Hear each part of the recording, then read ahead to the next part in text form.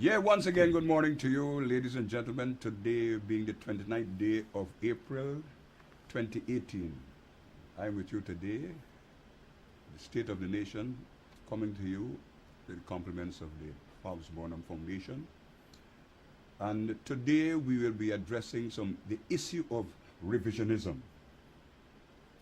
In recent months, there have been some articles trying to demean, criticize, and also to condemn Lyndon Forbes Sampson Burnham.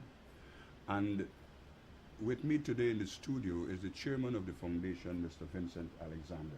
Some people, it seems, trying to rewrite the history of this country.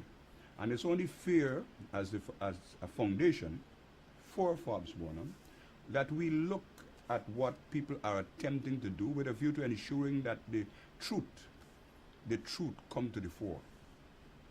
On this program some weeks ago, or some months ago, I had said that there's a need, very, very important need, for what I will call a combined team of historians in this country to put together a document, a book, a paper, to address this question of Guyanese history. In our schools today, we teach with the Caribbean history, but there is no teaching of Guyana's history.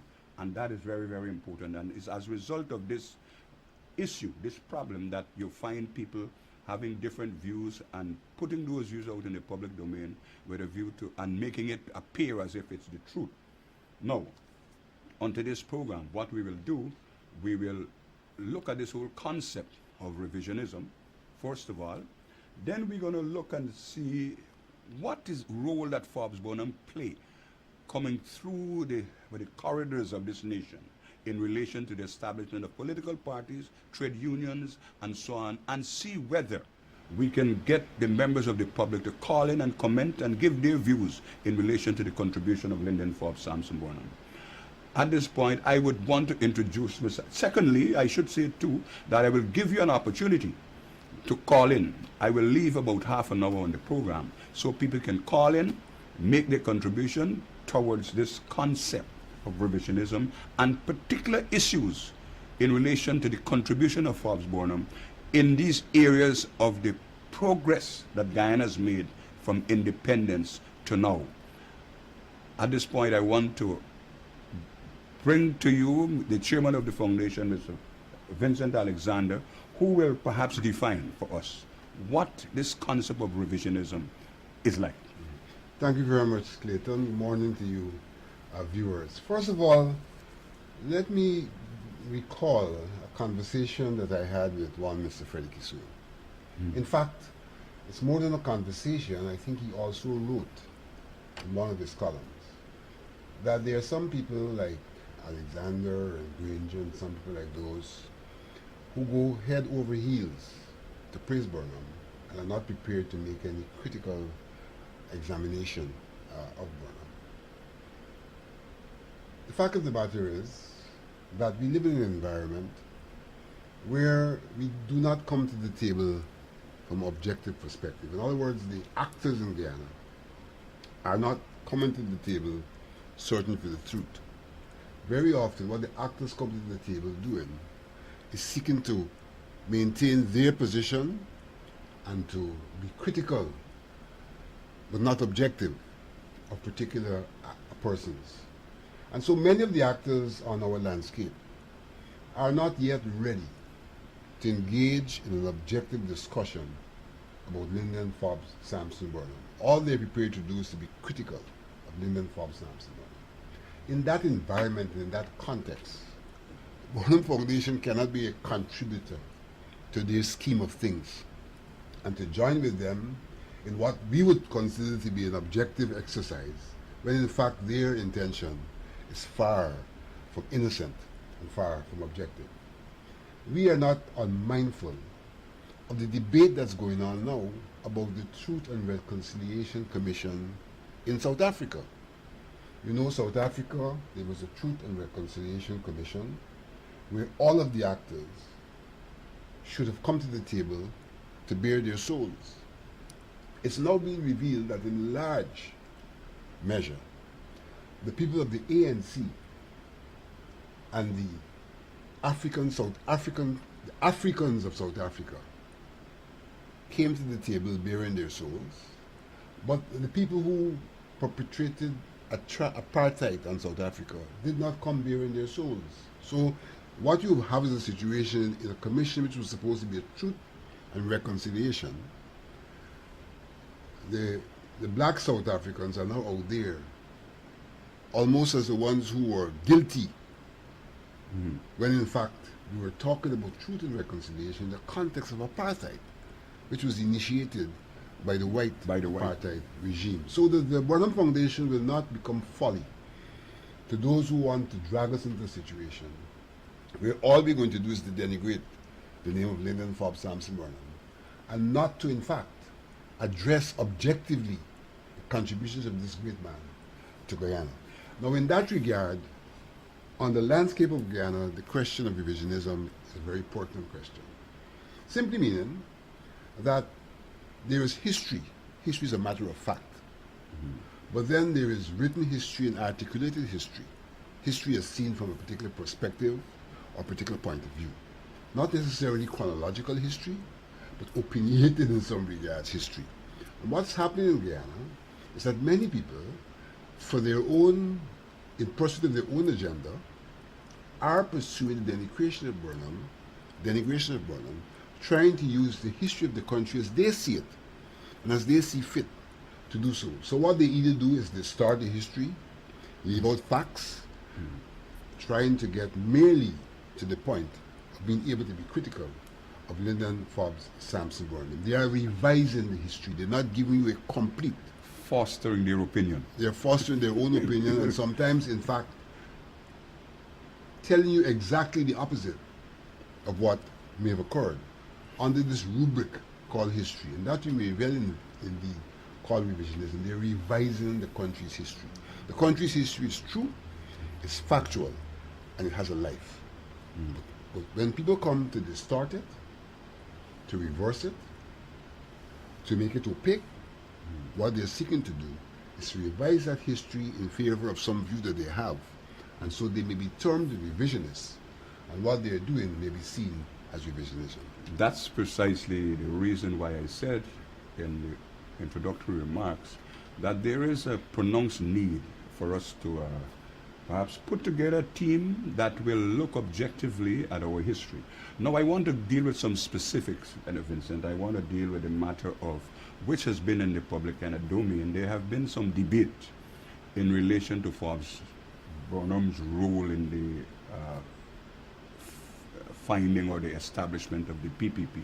A lot of articles were then written in that regard. What I know for sure is that Lyndon Forbes Sampson Burnham has been the producer, the writer, the creator of the Constitution of the People's Progressive Party. Now, I would like you to put this particular item in terms of Forbes Burnham's involvement, role in the establishment of the People's Progressive Party. Clayton, this is one of the areas in recent times where they have sought to up the ante of revisionism. On the occasion of the death of the birth anniversary, the 100th birth anniversary of Dr. Jagan, Starbuck News carried a editorial. Yeah. Editorializing, eulogizing the late Dr. Jagan. In that editorial, Starbuck News sought to assert that Burnham was a leader of the British Guiana Labour Party, and that the PPP came about as a result of the coming together of the British Guiana Labour Party and the People's the Political Action, the PAC, the Political Action Committee. Yeah. Political Action Committee, and that is those two bodies that came together and gave birth to the PPP. The Political Affairs Committee. Political Affairs Committee. That's those two bodies, the British Guiana Labour Party and the Political Affairs Committee, that came together and gave birth to the PPP, identifying that in the Political Affairs Committee you had the J Guns, the Hubbards, the Chases, etc. Chases. And then you had the Burnham coming from the British Guiana Labour Union. Labour Party. Labour Party. And in a sense trying to suggest that in that regard, Burnham was not an original founder of the People's Progressive Party. Now, that projection is wrought with a number of distortions. First of all, the British Guiana Labour Party was a party of 1946, 1947 vintage. Lyndon Forbes Sampson Burnham in 1946, 1947 was not in Guyana, was still studying in London, and was not a part of the political life in Guyana at that time. He was more a part of student and political life in the UK at that time. Secondly, the British Guiana Labour Party, which contested, I think, the 1946 elections, or 47, his life expired during that period, 46, 47. 47. Before Burnham returned home. So that Burnham really had no association in this country and no office in the British Guiana Labour Party. Burnham returned home in 1949 to become one of the persons to finalize and engineer the establishment of the People's Progressive Party. That he came then, and that the party was launched then, had to do in fact with a recognition that here was someone who they wanted to be a part of the establishment, the initiation of the party. And so those people in the PAC, nothing to do with the British Guiana Labour Party, who were the shakers and movers in the first instance of forming the PPP, literally awaited the return of Lyndon Forbes Sampson Burnham, who returned, joined with them, and they collectively launched the People's Progressive Party, with Burnham being a founding member and the founding chairperson of the People's Progressive Party. Now, my good friend Ralph Ramkaran sought to take issue with me in this regard and tried to suggest that my response to Stabrook News, correcting what they had said, and they never refuted what my correction was. They published it. Credit to them. They published it. That my response was projecting Burnham as a co-founder of the People's Progressive Party. And he sought to establish that there were a number of co-founders, and therefore to call him a co-founder with Chetty is a distortion, because he was not a co-founder with Chetty, he was a co-founder with others, including Chetty. Well, this is really trying to make a non-point.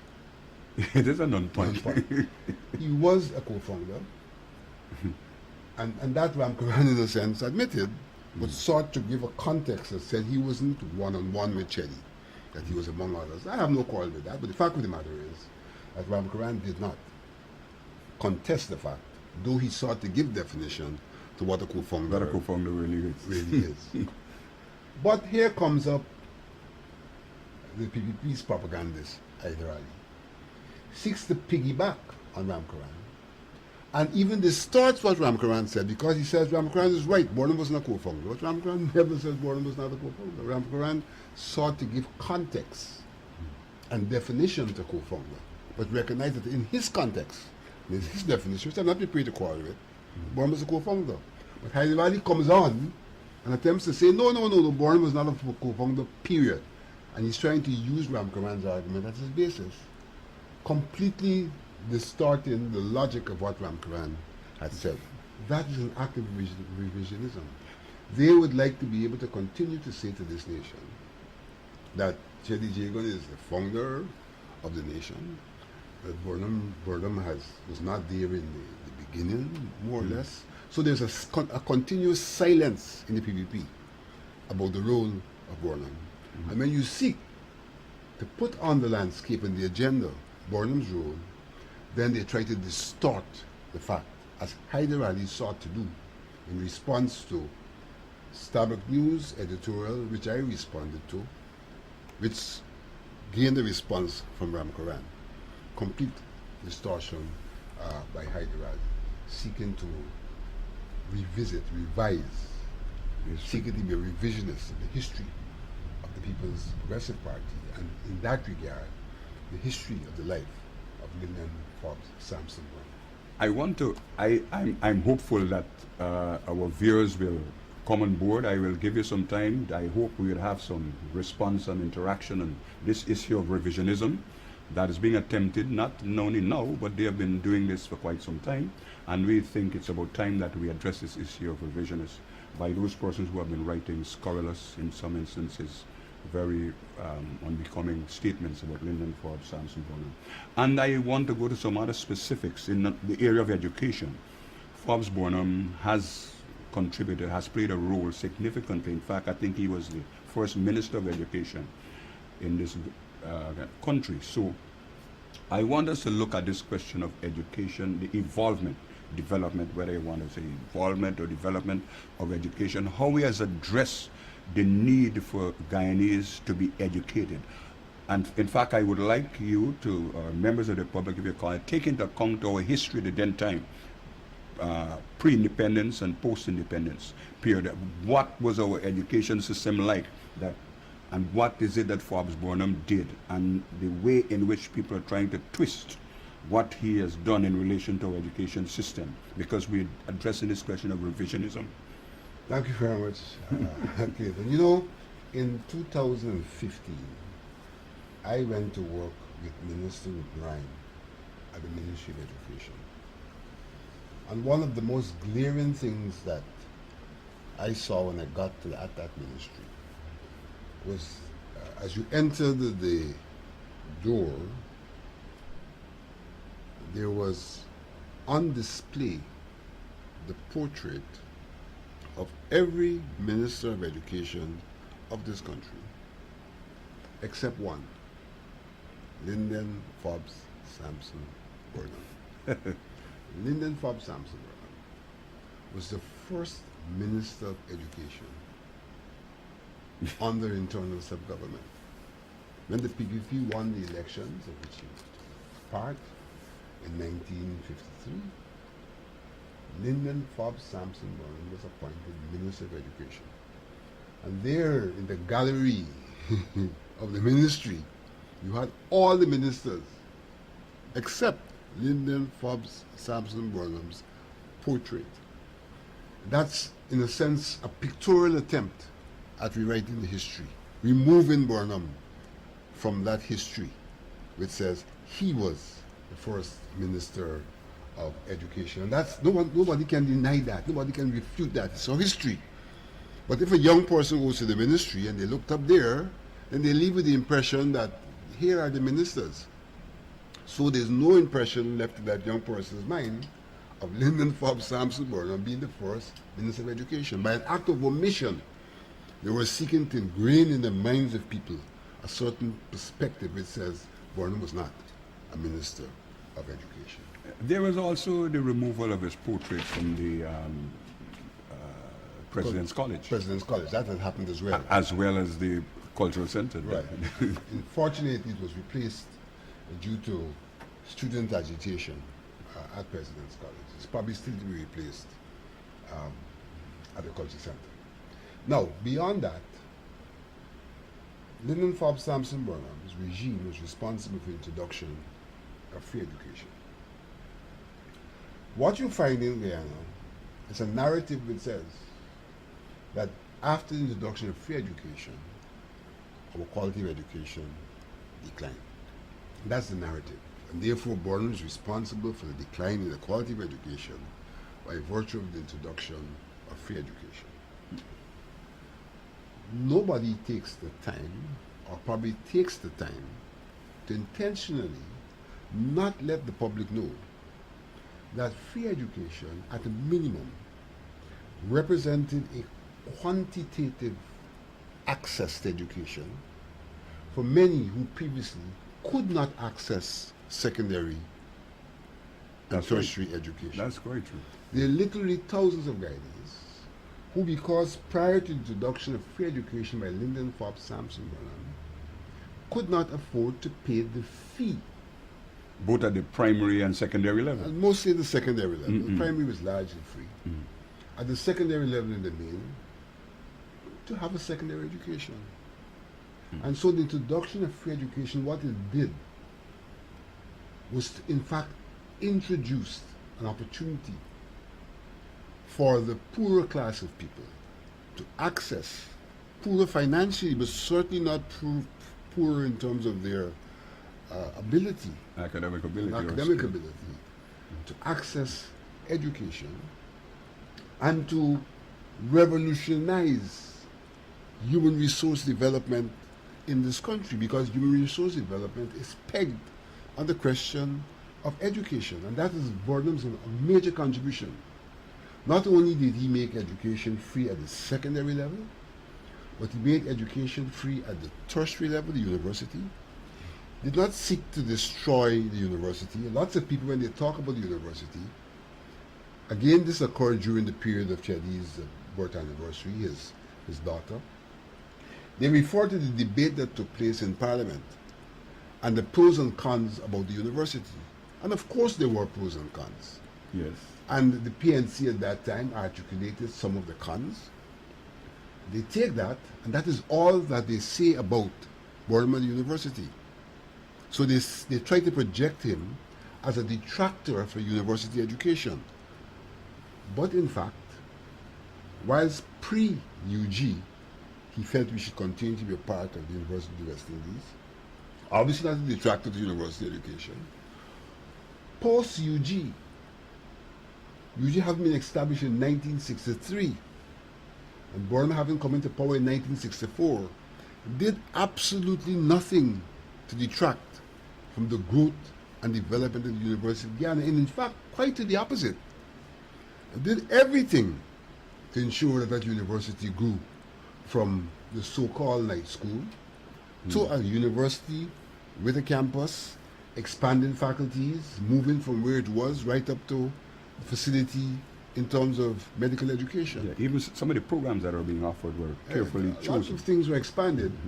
And addressing the question of human resource development in Guyana, that's why you had things like social work being introduced, public management being introduced, accounting, all to respond Agriculture. to Guyana's national needs, including agriculture. But the revisionists would like you to think that, one, Burnham didn't want UG, and that's all that you must know about his contribution to its being.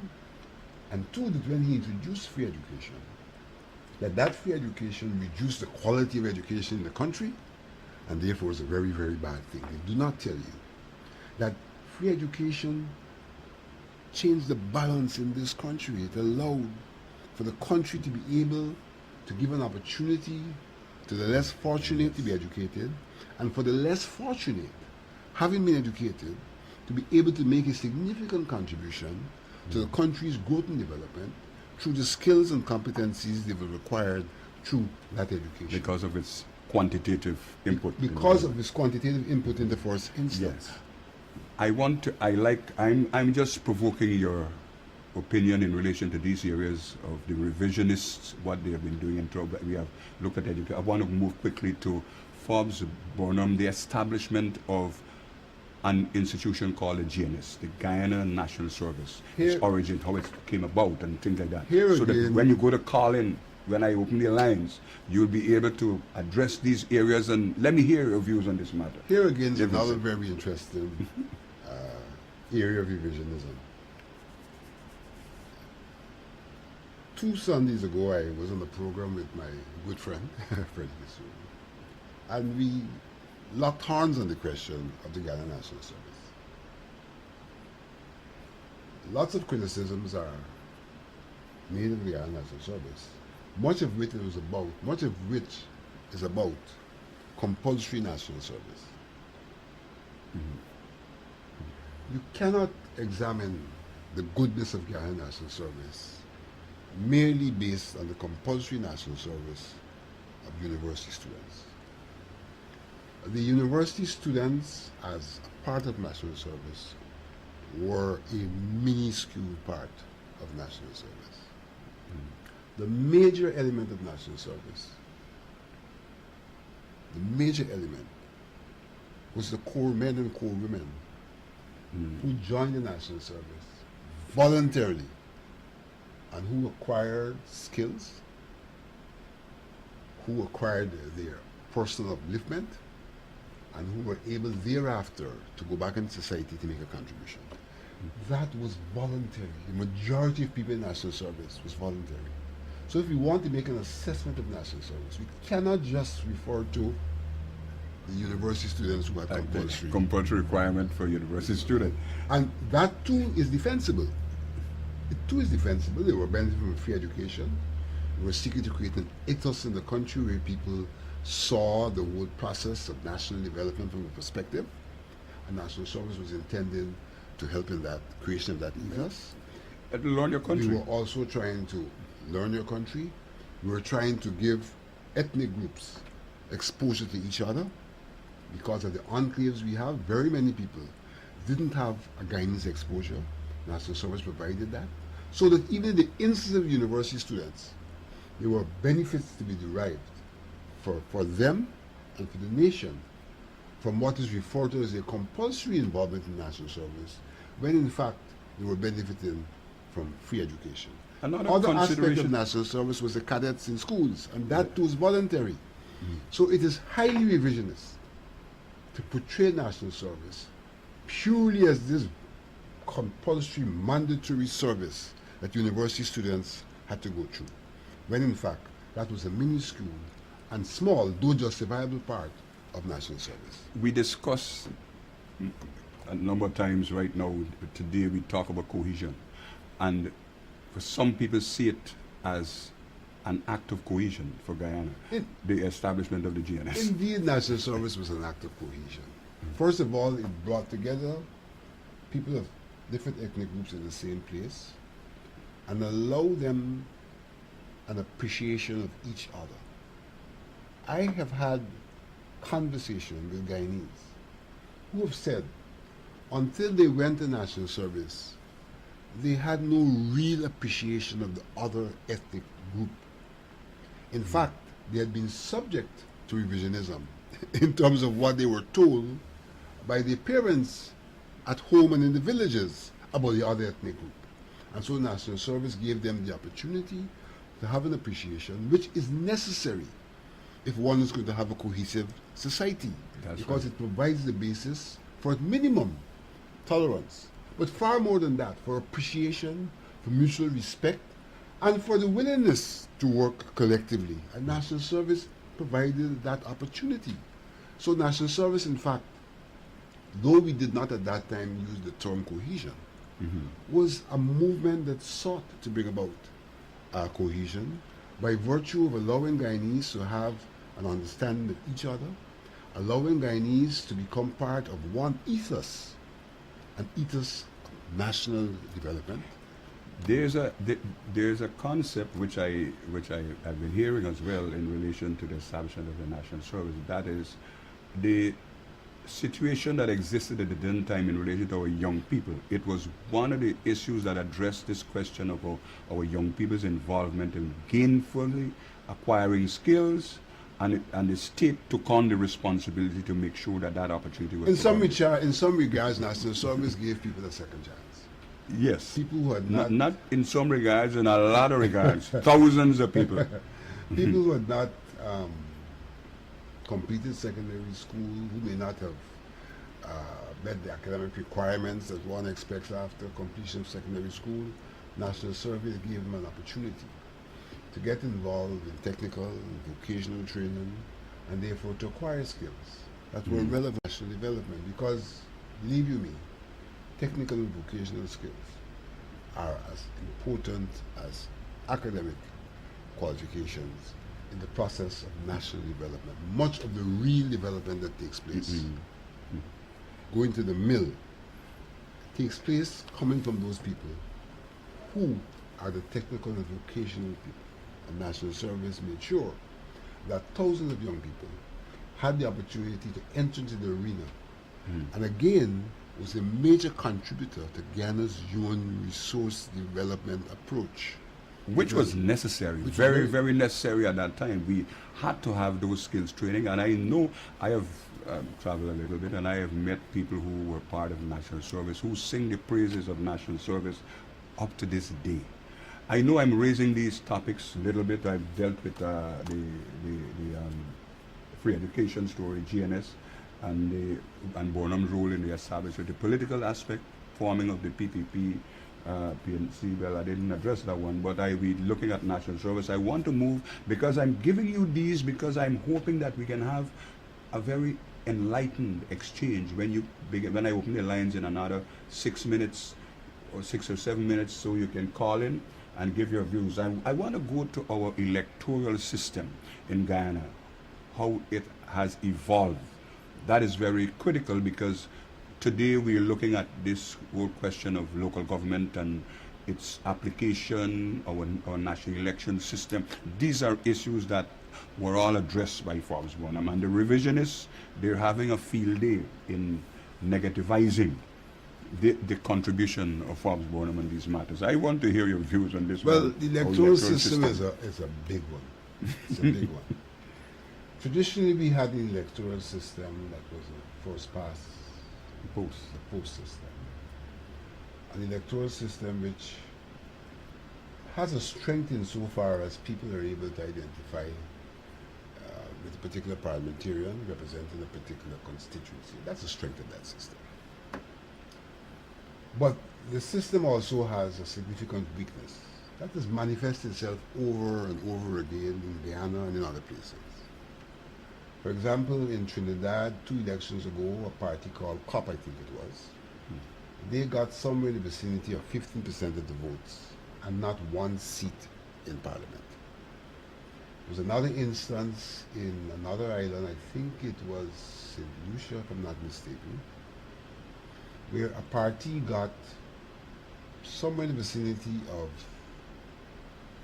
40-something% of the votes and not 1 seat because they lost every constituency, some marginally. So the party represented 40-something% of the population and did not get a single seat in parliament. It happened in the West Indies. So that's a disadvantage of the constituency system. Guyana had that system, and under that system, historically, the PPP would get 40% of the votes and 60% of the seats. And if we look at the reality of Guyana, where in fact our politics is highly polarized, it is not just a matter of the PPP, but it's a matter of domination of one group over the other. A problem that we're still trying to grapple with in some regards. And so it is on that basis that Burnham advocated for proportional representation. People who represent this situation mainly from the standpoint of American interests and British interests. But they didn't want Chetty in, so they came together with Burnham to get a system to get Chetty out. But the fact of the matter is that the system we had was not a fair system in the context of a plural society and the possibility of majoritarian rule by one group over the other. That is a fact. A fact that everybody seeks to ignore when they attempt to smear Burnham as this product of American and British intervention.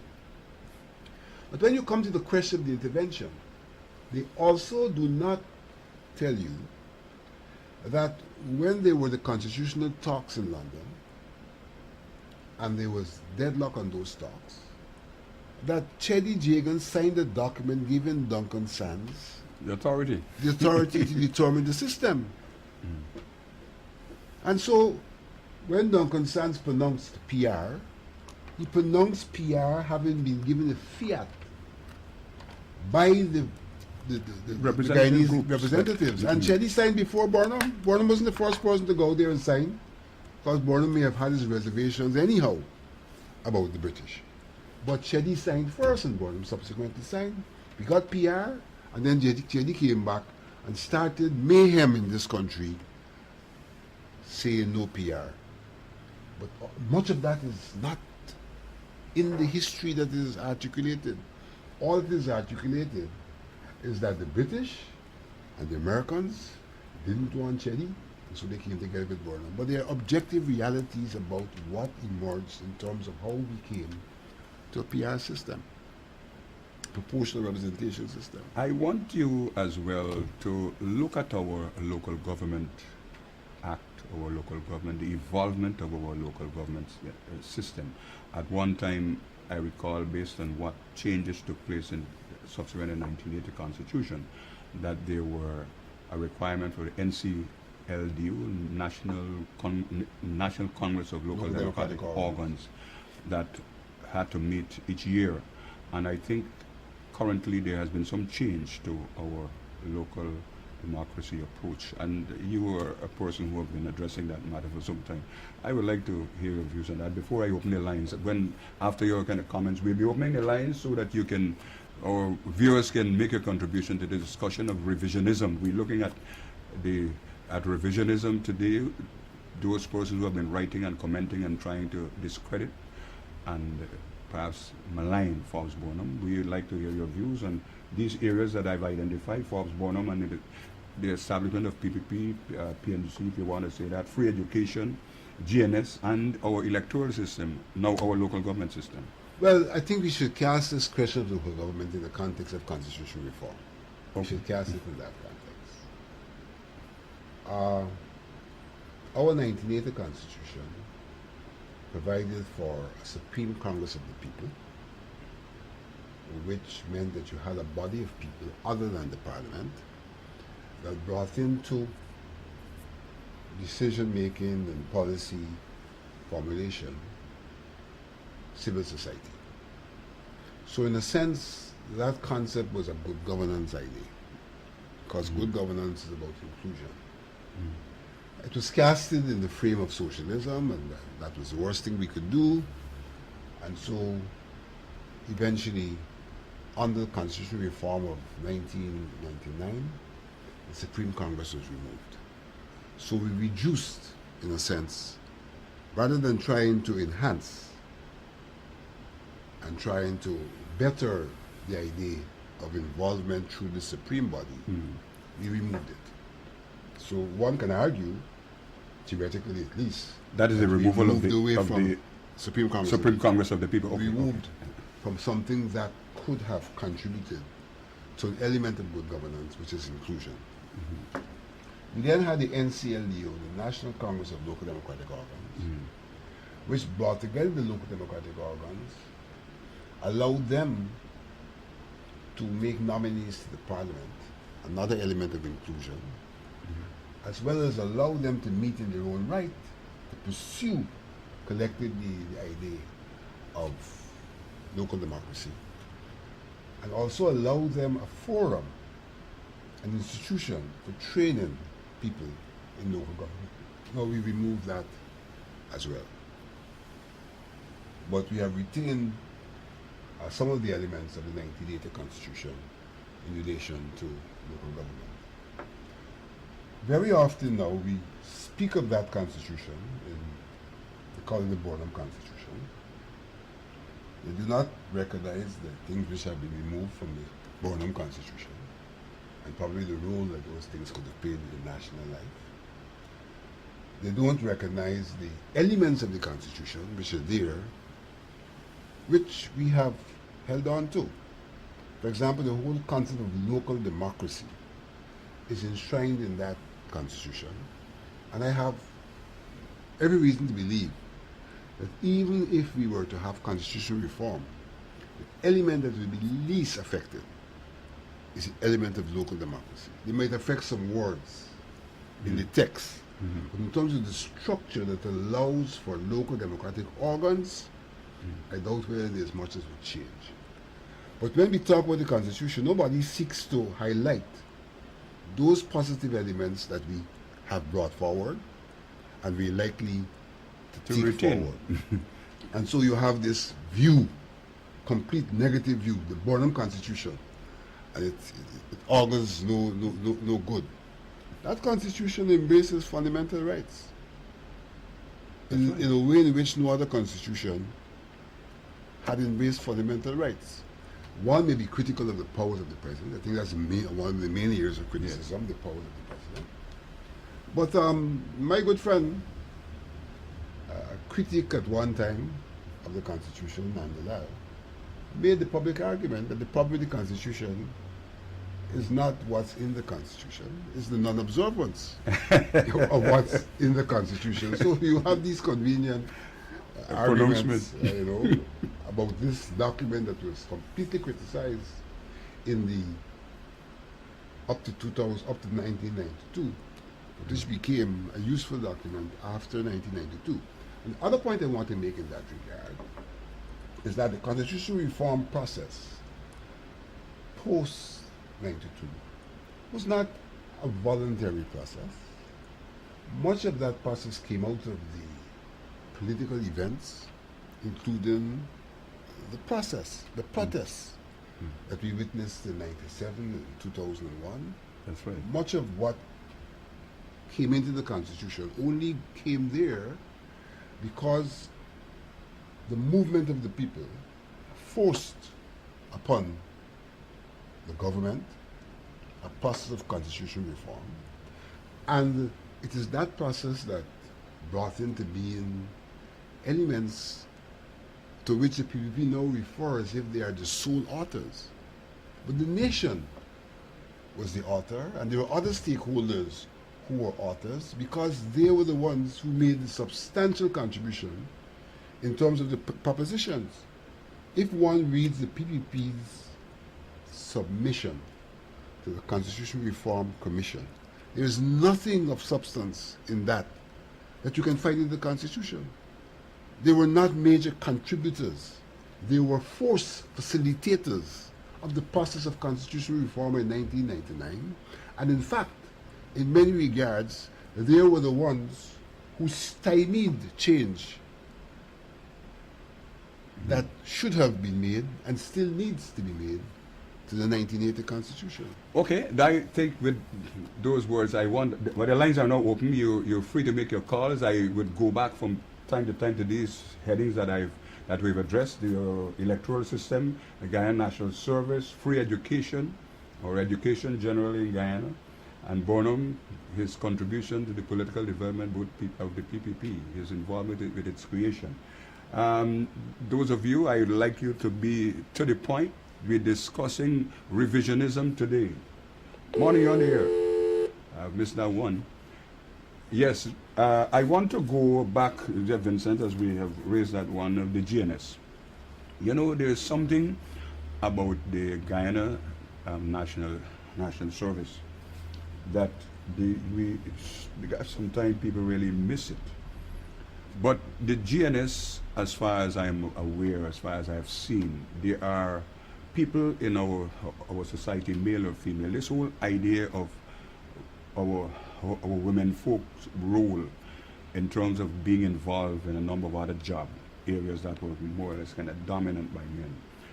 And those female who were part of the national, so YBNCC, Young Brigade and National Cadet Corps, developed skills like driving and other operating different kind of machines. Those were areas that were not addressed in terms of in fact, for the contribution of national service. That's quite correct. National service, in fact, responded to a number of areas of national life: the cultural national life, economic national life. It responded to a range of areas, and one of the things it sought to do was to contribute to this whole movement of equality, gender equality, equality between male and equality between females, providing females with an opportunity for acquisition of skills that were considered in the past to be skills only to be acquired by men, and therefore providing them an opportunity to get jobs that were required. Yes.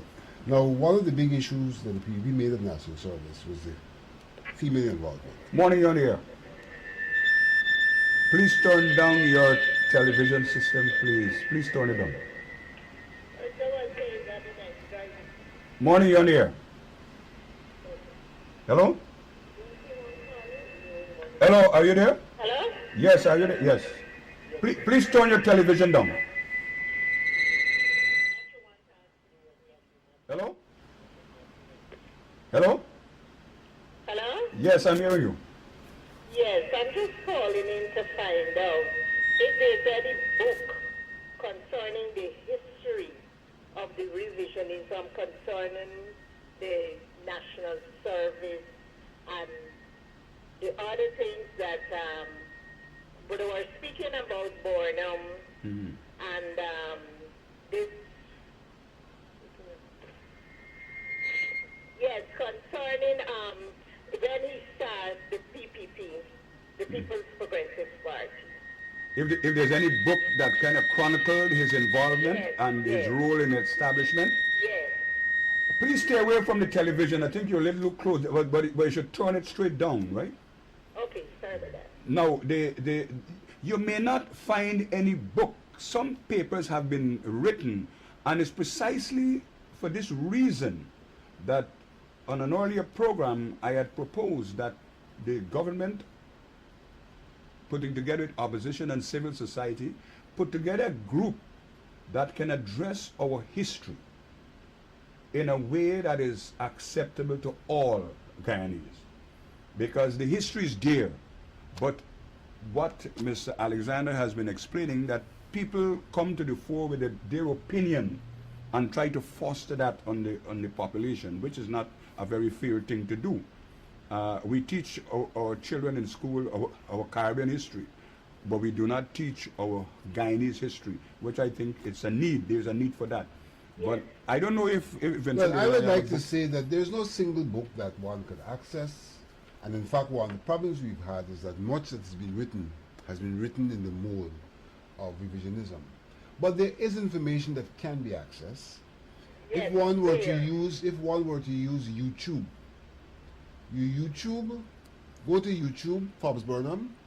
There are many of our programs that are now there, and much of the information you'll be asking for would have been delivered on those programs and is now in that digital form. So you can YouTube Forbes Burnham and you will find a range of our programs that are there that provide you the information that you're asking about. You may also find, if you go to our website and our Facebook, what we call the bibliography of Burnham. That is a listing of all of his writings. And all of those writings are available at the University of Guyana. So people who want to go can find those writings at the University of Guyana. Yes, thank you ever so much, because here or late, a lot of these young people, it's like 20 years, 19, 20 something, they have no knowledge of what is going on concerning Forbes Burnham. I agree with you. When you ask them questions about Burnham, they don't know. All they were told is that he banned flour. The man that banned flour. Which he never did. Which he never did. That's what I told him. Flour was never banned. There was a restriction. It's just a restriction. I was saying that this morning. That's so right. you all have to come forward more and enlighten this generation more about what Forbes Burnham did for this country. Because we had the farm and baking factory, we had the gas factory, we had all of these things. National service and all these things. That's precisely the reason why that's the reason why we are having this program, with the hope that we can convey to younger people information about the We need quality. a lot of literature spreading about the place about these things. All right, thank you very much for calling. Thank you very much. Keep up the good work. Yeah, okay, thank you. Thank you. Yes, Vincent. That's one of the our callers, very concerned with what is being peddled out there. And like I said, we have some people talk about Forbes Burnham in education. I know for sure children from in the riverine areas, in Burbage River and other riverine kind of communities, the Essequibo and the Pomeroon from Morocco, who have benefited from our education. People who couldn't access education. But again, on the area of distortion, people sought to distort the fact that Burnham introduced dormitories. So, for example, in Mabaruma, the secondary school there, And it was at under Kaichuma. Burma's regime that the dormitory was introduced, At Clayton, similarly, you had a dormitory being introduced.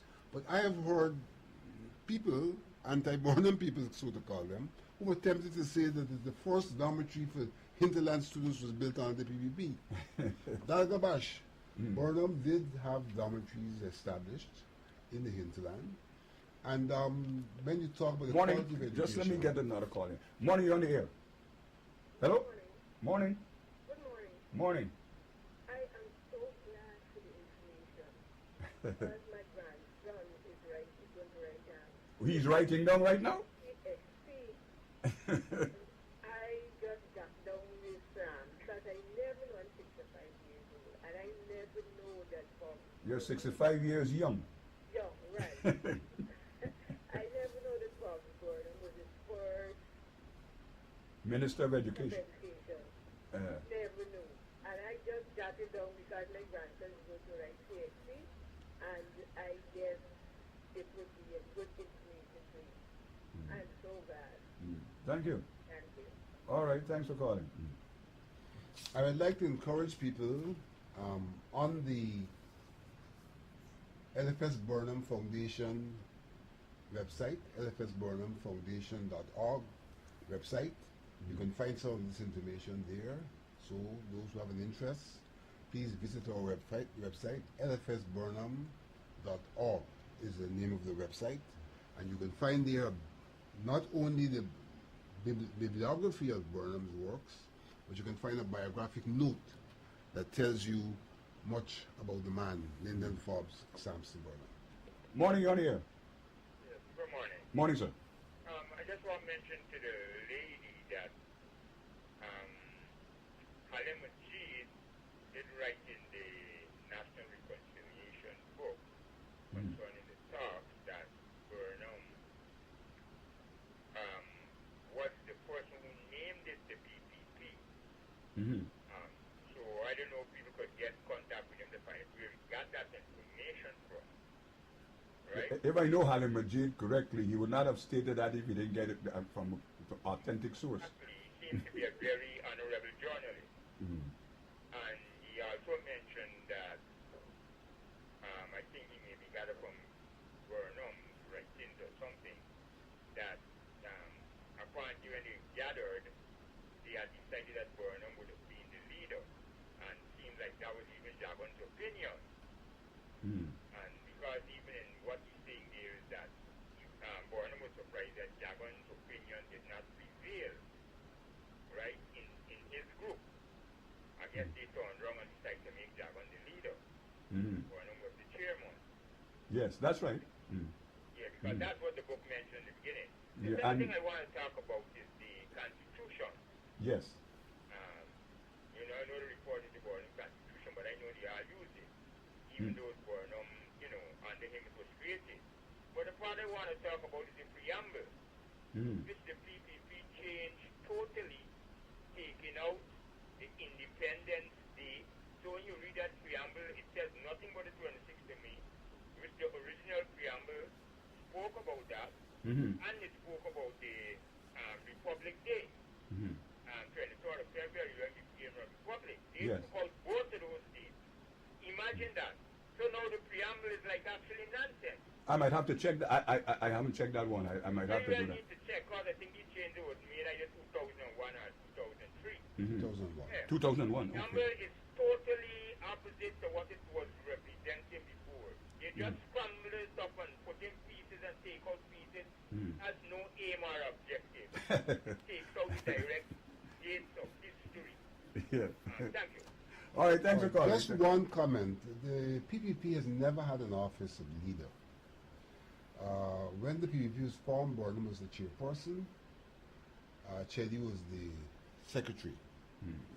Now, General, it was secretary or general secretary. The word leader was attached to Chedi as leader of the parliamentary group, not leader of the PPP. And it was attached to him because he had prior exposure to being a parliamentarian. So in that regard, he was the one who was given leadership of the parliamentary group. But the party itself did not have an office called leader. The office it had was the office of chairman and the office of general secretary. Now I'm dealing with the factual situation, so I'm not going to get involved in the debate, because there's a debate going on as well. If he was chairman, then he was leader. Not going there. The fact of the matter is that there was no office of leader of the PPP.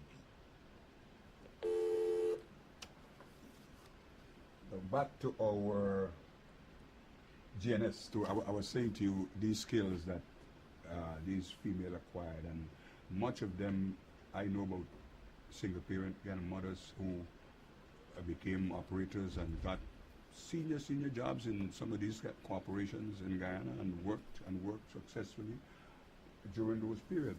Morning, you're on the air. Morning, sir. Yes, sir. I love my country. I'm with the National Service. It's good to know that. Right? And I like National Service. And Burnham, I grew among Burnham children, and I grew among Javan children. I born and grew in Kitty. I'm a born Kitty man, and I love National Service because I go in National Service to learn trade and learn a lot of things, and I feel proud of what Burnham do. And this government right now, they're taxing the island people, but they're taxing the citizen of this country. Very nice. Because I say, yes, you want revenue, right? But if you work overtime and you work the normal salary, they're taxing you still. What happens to the people who bring anything into this country and they're not taxing them? Right? They have to do those things, and I would never ever vote back again, because I do vote for Colonel Granger because I'm a soldier, and I vote for Colonel Granger because I say, well, look, he will do things in the way how I expect things supposed to be done, right? And they're not doing it. So I feel what? I train enough officers in the army, and I feel proud why I do. But you're not doing things the way you think they ought to do them. But you feel so. Yeah, I agree with you. I agree with you. All right. I take your comment, and I'm sure that the persons who are listening to this program, who tune into this program each month, will take note of your kind of comment, and perhaps seek you out and try to kind of find out what are the area of growth. But you're saying particularly the taxation area.